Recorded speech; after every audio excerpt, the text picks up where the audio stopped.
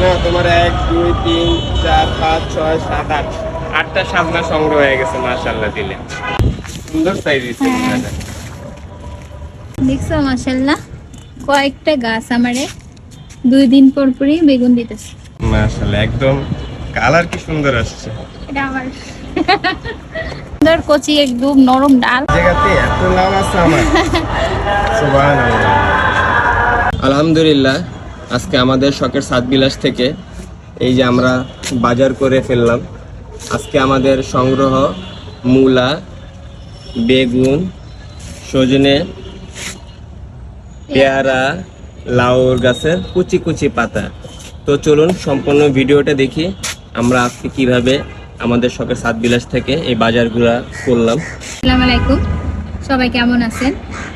আশা করি সবাই ভালো আছেন। আমি মূলত হচ্ছে মূলা শাক খাওয়ার জন্য আমি এই বীজগুলো রোপণ করছিলাম। মাশাআল্লাহ ভরপুর আমি এই শীতের সিজনে মূলা শাক খাইছি। চিংড়ি মাছ দিয়ে মূলা শাক আমার খুব পছন্দ।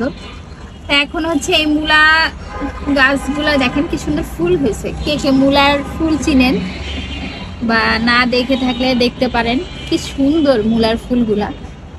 এখন এই মূলা গাছগুলা তো আমি আর রাখবো না, তো মূলার শাক খেতে খেতে আমার মূলা গাছে কিন্তু মাশাআল্লাহ কয়েকটা মূলাও আসছে। আজকে এই সব গাছগুলো উঠায় ফেলবো, যেহেতু আমার সাজনা গাছে ভরপুর ফুল আছে, সাজনা আছে, যাতে এই সাজনা গাছের ফুলগুলা যেন সুন্দর করে ফলে পরিণত হয়। এর জন্য হচ্ছে গাছের আগাছা পরিষ্কার রাখতে হবে।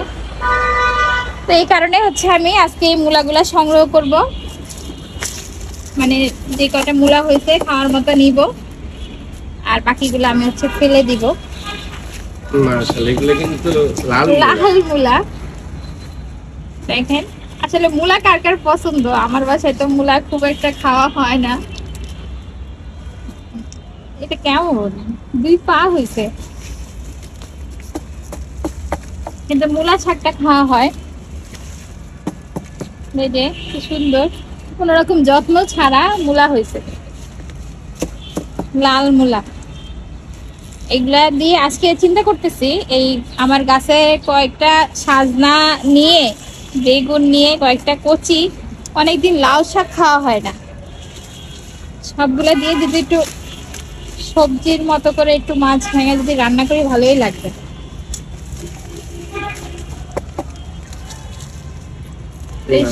সবগুলো উঠাই নেই, যে কয়েকটা নেওয়ার মতো হয় ওগুলা নিব। আমার এই সাজনা গাছটাতে মাশাআল্লাহ দিলে